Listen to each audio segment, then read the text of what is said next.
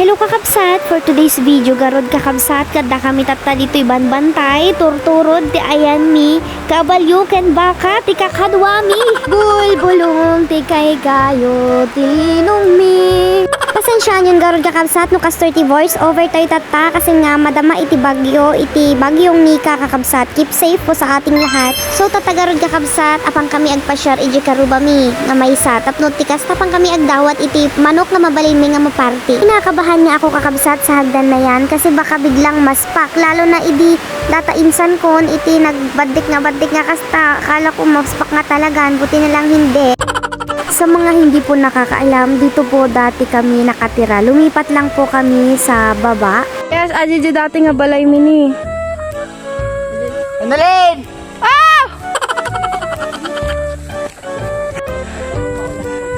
Oo, kapag malakas ang ulan, magiging falls yun. Pero ano, may ano dun? Yes. Abot? Kun. Narigay, idigin-ginid. Nagpigsa talaga mata dato'y kasinsin ko. Tapati di dragon fruit nga may sapiman nga bugbog tong nakita na pay. Nagugutom na kami. Sige, kunin mo. Apo, ipakadamin dato'y ang daming bunga ng suha. At yung nakakasuka ang mukha. Nakarating na nga po kami kakabsat dito sa bahay na pwede naming pagkunan ng native na manok. Kaya nga lang daw po is wala na daw po yung ibang manok, umalis na daw po.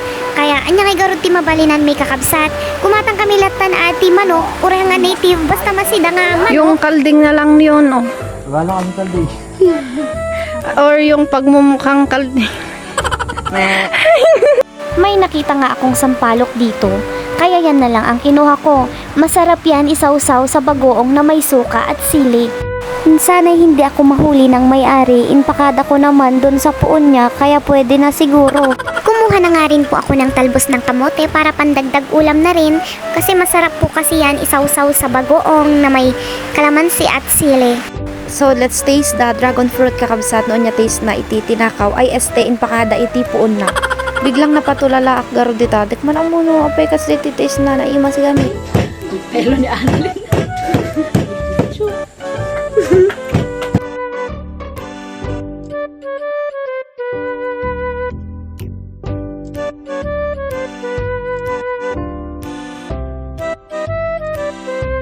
Tinulungak nga rod kakabsat nga aga po ata kasinsin ko nga ubing. Kasi di na mo amunita ubrain na inyamet ten.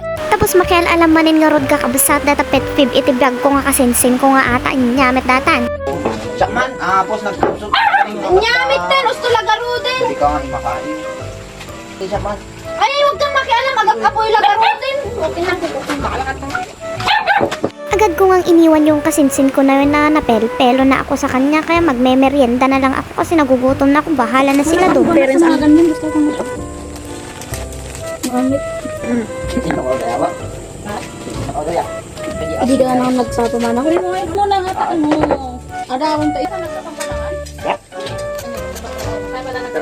Man bugs. Ay! Yung nga ayaw. Ikaw taro? Saan yung asin, boy? Yasin? Asa? Tuy, kala ko. Ay, no. Blue. Magas na ako Spirit ko madam mo. Pinapakilala ko nga po pala sa inyong lahat si JM Kibara Panas, ang pogi kong childhood friend. Ay, time-lapse mo, Jay. Alam ko, adun Adi, Jay ni, against the light, no, dita. Apo. Makial alam nga rod maning kakabsat ato pet peeve iti biyag ko mangantayo latan basta ata amin ginaluton kakabsat makapelo manon. Mangantayo garudan kakabsat.